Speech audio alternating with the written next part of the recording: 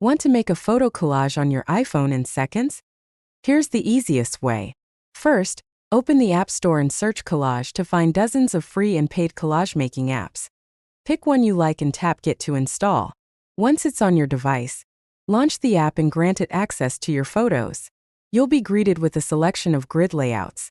Choose a style such as 2-up or 4-up. Then tap into each placeholder to swap in your favorite shots. Pinch to zoom, drag to reposition, or long press and drag to reorder your images until the composition looks just right. When you're happy with your design, hit the Share or Save button in the top corner. You may need to watch a quick ad first, and your collage will be exported to your Photos library.